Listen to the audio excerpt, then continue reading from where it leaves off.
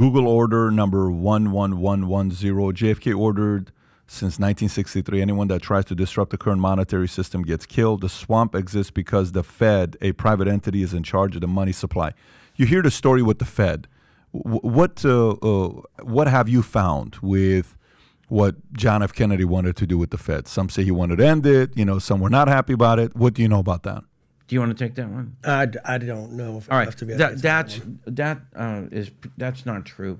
Okay, that thing about the Fed order.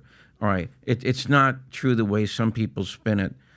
It was really a technical kind of change that Kennedy was making. All right, it was not. But Kennedy did have a dispute with the Federal Reserve, and this is why he hired a guy named James Saxon to be the comptroller of the currency. Kennedy did not think that the Fed was making it easy enough to borrow money, okay? And so Saxon became his agent in that. He wanted to sanction more lending for small farmers, for small businesses. He even said, I don't like the Federal Reserve's, their description for qualifying for loans. And he then tried to encourage the opening up of more state banks that would have more lenient lending requirements, all right? And so in that sense, yes, Kennedy was trying to oppose. And I'm sure you're aware that the Federal Reserve essentially represents, Wall Street in New York, the Rockefeller Empire, the Morgan Empire. In fact, I think they're signed on to the actual Constitution of the Federal Reserve. The Warburgs and people like that were a part of the Federal Reserve. And like you said, Kennedy was not from that particular branch of the power elite.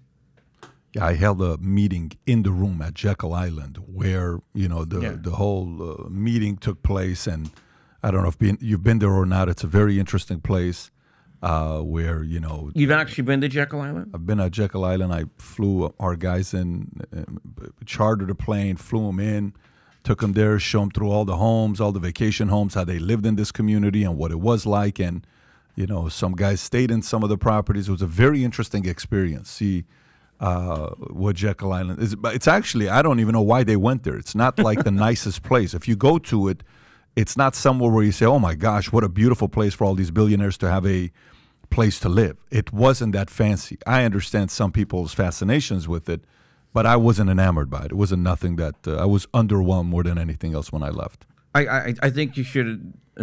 Jekyll Island was the place where these very powerful and rich people went to formulate the idea of a Federal Reserve Bank. Mm-hmm. Okay, so that's why it's important in history. Yeah.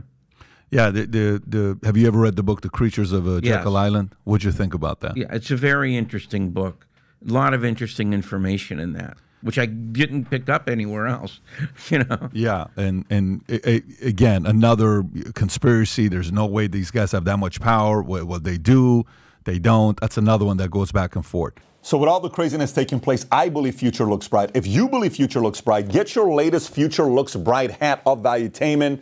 It says Future Looks Bright here, Future Looks Bright here. We got them in white, we got them in black, we got them in red. Our black on black sold out. These are about to sell out. If you haven't ordered one yet, we had a person in Michigan, bought one, then he bought three. Then when those three people weren't in the office, they had to order 58 of them because people wanted the Future Looks Bright hat, especially during times like this, because ain't nobody saying Future Looks Bright. To order your Future Looks Bright hat, click over here. And to watch the entire podcast, click here. Take care, everybody.